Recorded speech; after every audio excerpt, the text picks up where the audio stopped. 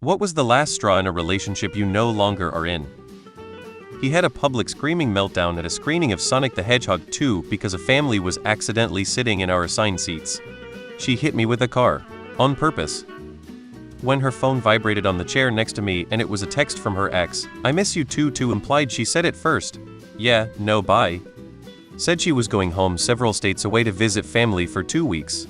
Saw her doing lines off the back of a toilet 3 days into said trip at a party in the town we lived in.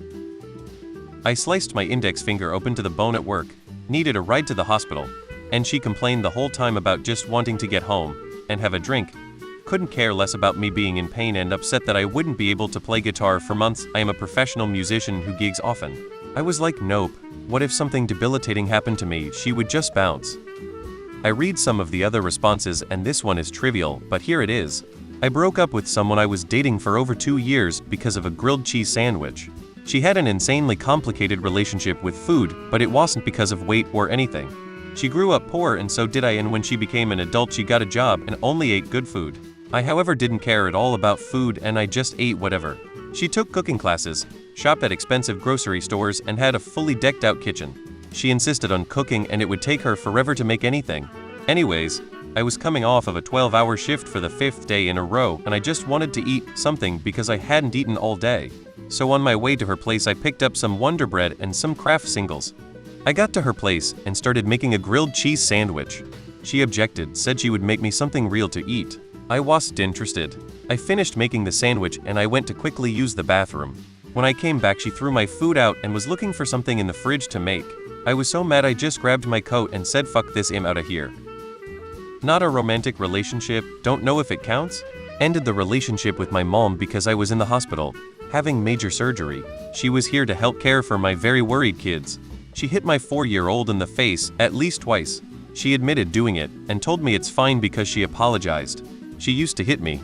She never hit my older kids, so I never expected this to happen. But it was like she waited for me to be weak enough to not be able to defend them. I tried to find any excuse, but I just couldn't see her name or hear her voice ever again without intense dread and panic. When my son was not only cheating on me and having unsafe sex with these women, but was telling me that he had to stand up for me with our shared friend group. I made sure they knew about his cheating, then left.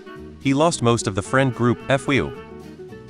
After 3 years together I asked what we were doing and he said I don't know. So I said let's start from first principles then, do you love me?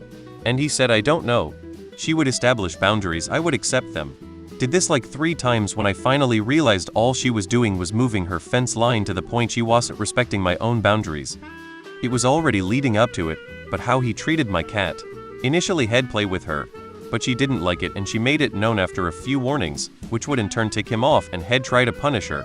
One day I came home from work and he was in my house with a friend had invited but hadn't told me about. They started talking about how feral cats should be put down, and if it had been then, they'd have put her down, she's not feral. She spent like 2 weeks of her life was spent outside, she just has boundaries. But yeah, after hearing that conversation was I just done. Her 5th suicide attempt and refusal to get help with her drug addiction. Anytime I try to communicate times I felt disrespected or angry with her, she would do the same 3 things. 1. Not listen or not understand. 2. Turn it around and make it about her being a victim somehow. 3. Just throw out random shit until she could find something that I did wrong, and then act like that made her win the discussion. Fucking childish bullshit. Just listen, admit you did something wrong and apologize, fuck. I beat her at a game of Halo, she choked me against a door pissed off about it. I was done. He beat me so badly I lost our baby. Punched a hole in the wall when I asked him to wash his hands before touching me there, and I added, please respect my body. I ruined everything. He destroyed my furniture as payback for breaking up with him over it. Then spent a solid year trying to win me back, and then became outraged that I broke up with him over a chair. Wed dated 3 years. Note to anyone dating someone that gets increasingly violent. When they get comfortable enough to break things in front of you, you're next. He said he was going to take the weekend to think about us and he took my paycheck to and spent it on strippers. We had been circling the drain for a while, stuck in a constant loop of toxicity and trying to make it work. She pulled a disappearing act one night and went out and got plastered and didn't come home until the next day. I realized in that moment I resented her. Disappearing acts are something I have no tolerance for in a committed relationship. I get real anxious if my person says they will be home at a certain time, and then they not only don't come home, but refuse to answer call texts. This was the second time she had pulled one of these on me, and that was it. I've realized it was over when I found out my partner had been lying to me about their whereabouts and spending time with someone else. Just gut pain. A girl's name came up on some instant messaging app, and I asked who that was, and he absolutely lost it on me for asking. Funny how that's always such a telltale sign of cheating. Anyways, I'm really glad that happened because he was so verbally abusive that I felt just nothing of myself, and it took cheating for me to leave.